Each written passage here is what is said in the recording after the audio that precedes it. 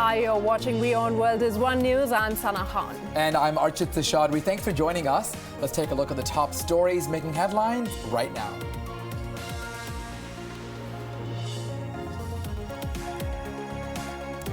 U.S. Secretary of State John Kerry hails the strategic dialogue with Indian counterpart Sushma Swaraj in New Delhi, questions Pakistan's double standards on terror. Staying on U.S.-India relations, U.S. and India sign a bilateral logistical agreement in Washington to use each other's land, air, and naval bases.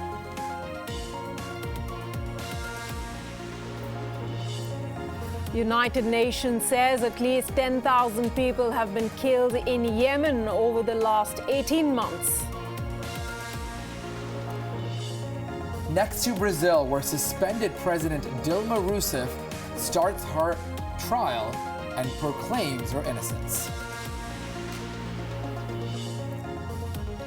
UN Secretary-General frontrunner Antonio Guterres speaks exclusively to WION, says he will be honored to serve people in distress all over the world.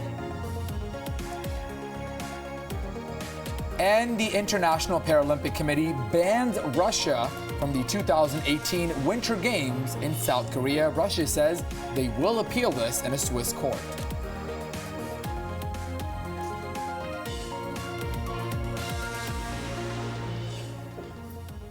Well, the big story coming out of New Delhi, where on Tuesday evening, Sushma Swaraj, that's India's Minister of External Affairs, spoke and thanked the United States for supporting India's permanent candidacy at the UN Security Council. That's right, Sana. U.S. Secretary of State John Kerry as well talked about working with India to fight global terrorism.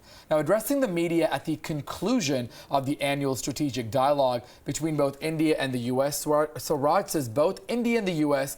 agree that Pakistan needs to take on more action to catch the attackers of the 2008 Mumbai attack, as well as the 2016 Pathankot attack.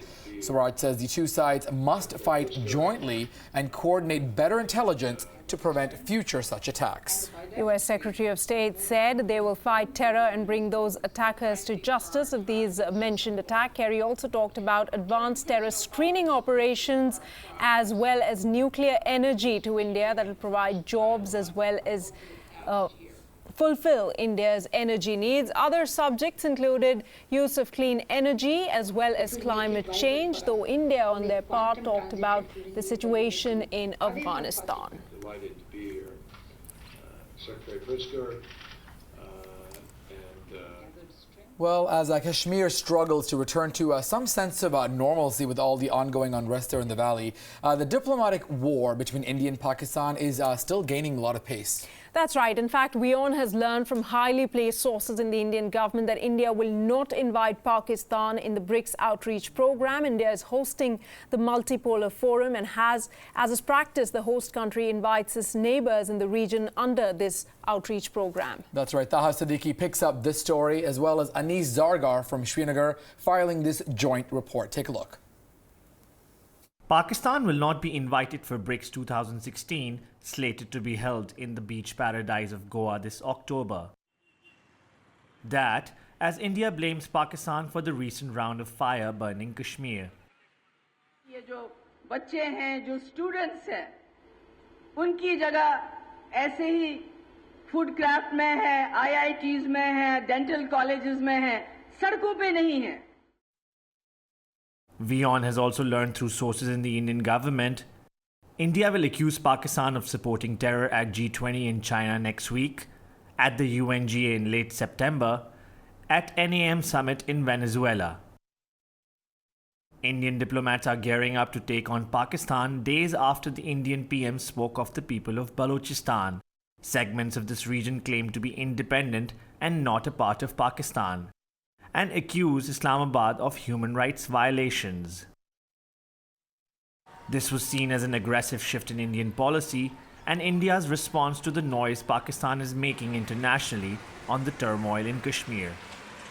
From what it looks like, it appears to be a reaction to the 22 special envoys that Pakistan has decided to send around the world to different countries, different capitals of different countries to lobby for the cause of Kashmir in anticipation of the next month's United Nations General Assembly session, where the Pakistani Prime Minister is supposed to speak about the Kashmir issue and remind the world about its commitments.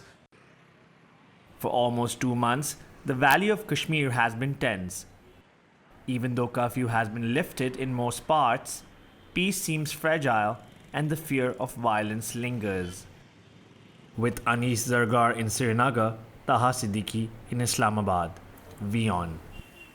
In fact, a lot has been happening as far as the India-US bilateral ties are concerned. Earlier on Monday, US Secretary of Defense Ashton Carter and his Indian counterpart held a meeting at the Pentagon. This after both countries signed an agreement towards building closer defense ties. Absolutely. And Carter says the agreement will make the logistics of joint operations much more easier and more efficient. And both sides making it clear that the logistics agreement will not allow US troops to be stationed in India. States have never been stronger. With respect to the Major Defense Partnership Agreement, that is a very substantial change. It's an enormous change from 50 years of history, and a very substantial advance over just a few months ago. And here's the gist of it.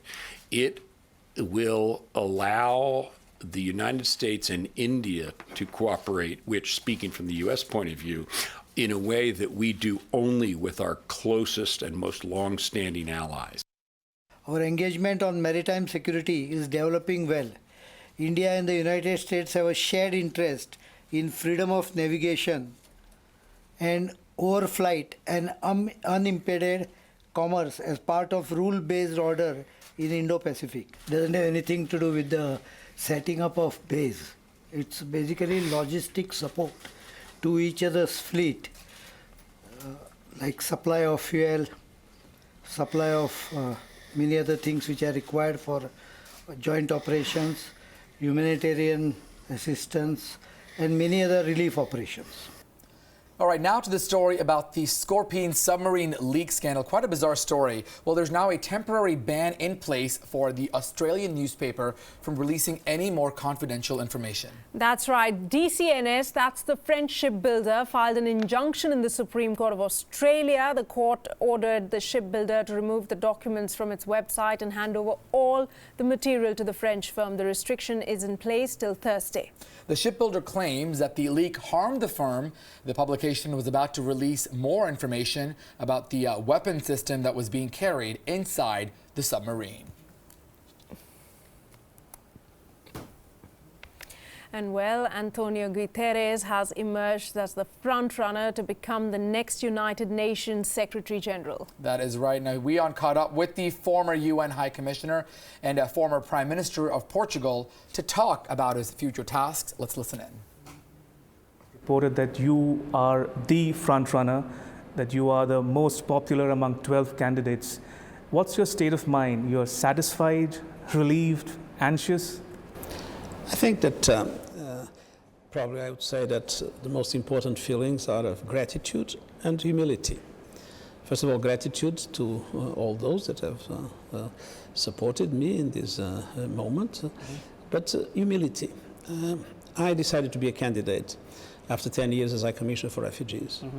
Those 10 years were a fantastic experience, as you can imagine. I mean, to deal with the most vulnerable of the vulnerable, to serve the people in the most difficult circumstances in the world. But they brought an enormous frustration. I had no solution for the people. We could help them. We could, in some situations, rescue them, protect them, look into their basic needs. But the solution for their plight was political, and that we couldn't do. And so there was this impulse to try to find a way to do something to overcome this enormous frustration and to be able to be helpful to people in creating the conditions for them not to be refugees, or if being refugees, to be able to go back home because the problem was finally solved. And I mean, to be Secretary General of the United Nations, like any other function, is to serve. And in this case, the main motivation is to serve the people that is suffering in the world, and to be able, in that position that is privileged in that regard, to contribute to reduce the suffering in this world. But to do that, you need a lot of humility, and you need a lot of respect in relation to the people that refugees now from Syria, from Iraq, from Afghanistan, from so many other places that have shown an enormous courage, enormous resilience. Sometimes see borders closed, sometimes see other countries rejecting them, but they really fight to make sure that they can survive and they can guarantee a future for their children. So this respect makes us feel very humble when we believe that if there is a chance, we might be able to serve them in a different way as Secretary General of the United Nations. Right, over to West Asia now, where the Islamic State has claimed responsibility for the attack on a wedding party in the Iraqi city of Karbala over the weekend. At least 15 people were killed and about 16 others were hurt. A group opened fire with machine guns and then threw hand grenades at the wedding party. The police say that of the 5 attackers who stormed into that wedding celebration, one of them was a suicide bomber. Security forces killed all 5 attackers. The bombing is the first in the region since Iraqi forces dislodged IS militants from their stronghold in Fallujah. ISIS says the attack was carried out by 4 of its suicide bombers against a Shiite gathering.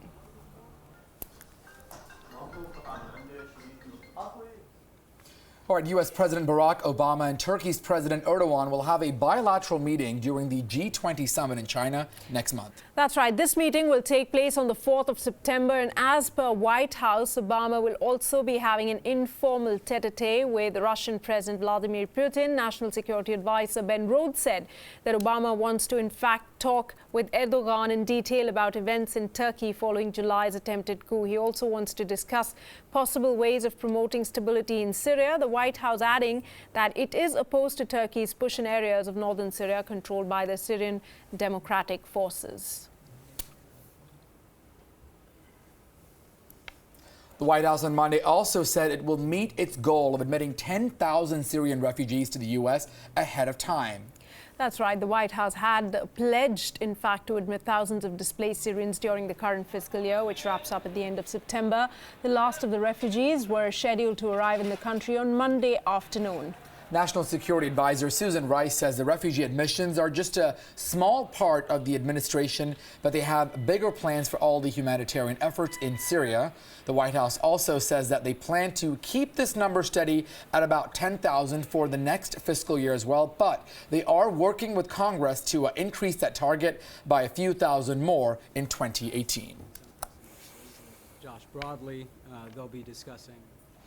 In fact, relations between Cuba and the United States are healing now quite rapidly, and now commercial flights are set to resume between the two countries for the first time in 1961. That's right. So if you're looking to get a flight from the U.S. to Cuba, now is your chance. It is a step now moving to help both countries. In fact, the first flight, JetBlue Airways, will take off from Florida to the Cuban city of Santa Clara on August the 31st.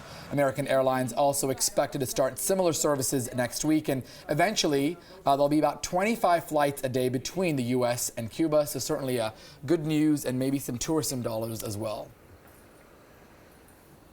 Los aeropuertos cubanos se han venido preparando sistemáticamente durante los últimos años para atender el arribo de turistas a Cuba, y estos vuelos regulares se insertan dentro del funcionamiento habitual de los aeropuertos cubanos, cuya preparación de seguridad y demás se hace en cumplimiento de los estándares internacionales establecidos por las organizaciones a las cuales pertenece Cuba. The European Commission on Tuesday ordered the Irish government to recover more than $14 billion in back taxes from U.S. tech giant Apple. That's right. Regulators say special tax arrangements with the country where Apple employs thousands of people amounted to illegal state aid. Ireland's low corporate tax rate has been a cornerstone of economic policy for 20 years now. Both Apple and Ireland deny any wrongdoing. They say they will appeal the decision. The U.S. government has also weighed into this issue, previously accusing the European Commission of deliberately targeting American firms, something that Brussels denies. Member states cannot give unfair tax benefits to selected companies, no matter if they are European or foreign, large or small, part of a group or not. Today's decision concerns two companies in the Apple Group, Apple Sales International and Apple Operations Europe. Both are incorporated in Ireland and have been set up by Apple to record profits there. Their ultimate parent is Apple Inc. in the US. And in news from South America, drama that's unfolding in Brazil, where suspended President Dilma Rousseff defended her record to the Senate. Yes, that's right. She said that in her impeachment trial, that if she is attacked, it's like attacking the Brazilian Constitution. She's also accused of illegally manipulating the budget to hide a growing deficit. Let's listen in.